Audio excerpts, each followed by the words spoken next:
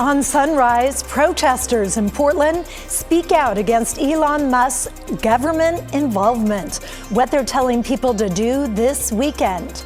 Plus, we hear from the owner of a game store after his business was broken into for the second time this week. Your news starts now.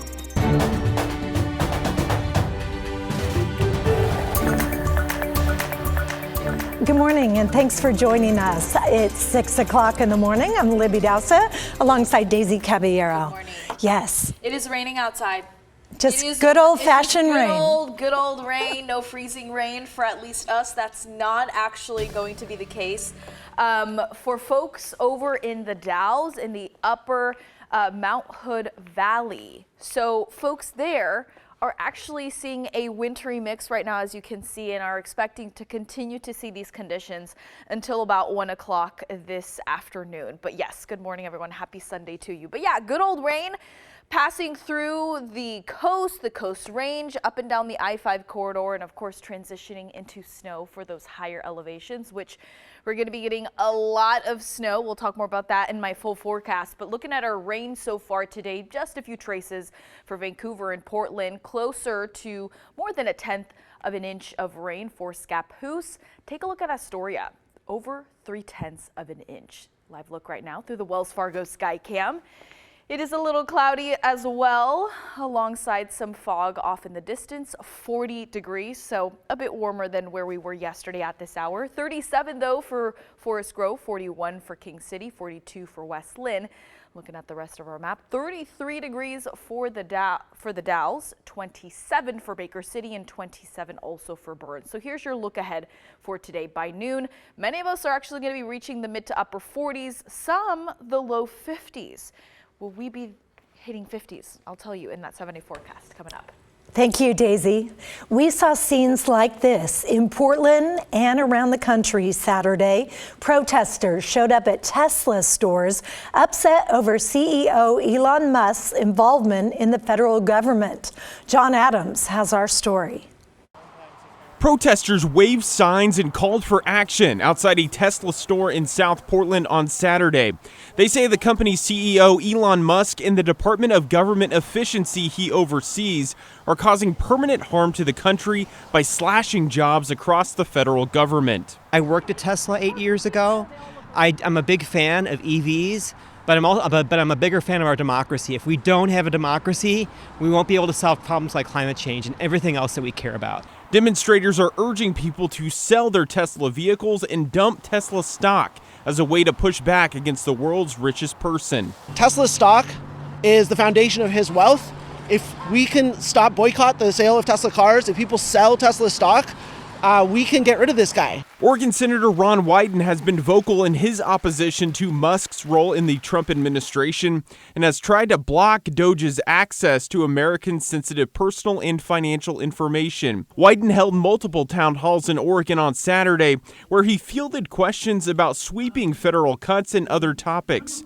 He believes what Doge and Musk are doing is illegal. I'm trying to put points on the board every single day, reining in these practices that I think are not in compliance with the Constitution. Democratic attorneys general from across the country have sued to stop Musk from making changes to government funding and personnel decisions. Wyden says Democrats won't stop attempting to rein in the Tesla CEO's power. We've had some success with the Medicaid portals. We've had some success with Treasury payments. We're just going to keep going. And the protests come after a federal judge in Seattle temporarily blocked President Trump's order banning gender-affirming care for those under 19. The order threatens to withhold federal funding from hospitals that do not comply. Washington Attorney General Nick Brown filed a lawsuit this week arguing it violates the Constitution by discriminating against transgender people. Oregon's Attorney General joined that lawsuit. We got an important message here from this judge today about the threats that were being made by the President of the United States to criminalize health care. And the Trump administration says this type of care includes puberty blockers, hormone therapies, and certain surgical procedures. The next hearing in this case is happening February 28th, when the Attorney General's office plans to ask for a preliminary injunction. You know, there's always people who come out of the woodwork, oh, why do you even do it? And, you know, every time I get broken into, I ask myself that more and more too. A popular Southeast Portland game store has been broken into again, this time twice in 1 week. Portland police confirmed this is the store's 8th report of a burglary since February 2020. One of the burglaries even happened on the owner's birthday. Celine Stevens has more. I never thought selling board games would be such a difficult job. Red Castle Games in Southeast Portland has been hit by burglars again and again and again. I don't know the answer of how to stop it. This time getting hit twice in 1 week, with the hit on February 10th also being the owner, Matthew Michituch's birthday. The deadbolt was drilled out. They destroyed it. So we got a new deadbolt Monday, and then Wednesday they just that's when they did all the damage to the door frame, and they just went to town with, I assume, crowbars or something, just destroyed the frame and then opened the doors. The burglars stealing thousands of dollars worth of Pokemon and Magic game cards, with Wednesday having the biggest hit. Some of these cards were a part of collector's packs, meaning they can be high-dollar items. You know, the retail on that was somewhere between 40 and 50 thousand, 40 and 50,000, and then we spent about $2,000 in repairing the door frame. Portland police confirmed since February of 2020, the store has been burglarized 8 times. As for insurance, I'm terrified that I'm going to get dropped. Already in the last 3 years, my insurance rates have gone up 400%. now he's trying to raise money through a GoFundMe to help with additional security measures. Customers I spoke with say spaces like this are needed in hopes Red Castle Games can stick around despite the recurring crime.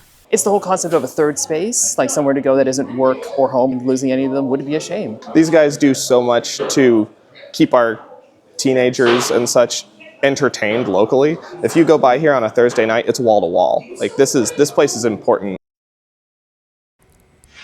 In Northeast Portland, the city will keep the Sunderland RV Safe Park site open through at least the end of June. That's after it was originally set to close sometime this spring. The site is a temporary home to about 70 people and provides a secure location to park and access basic services. The City Council will make decisions about its future moving forward. Take a look at this. The Clark County Sheriff's Office is using new technology to catch suspects who try to get away. The office has grappler police bumpers on 25 cars. This video of a recent chase shows how it works. It uses a spring-loaded net to snare the rear wheels of a suspect's car and wrap around the axle, bringing everything to a stop. In this video, Clark County deputies help Vancouver officers stop a suspicious driver who tried to escape them.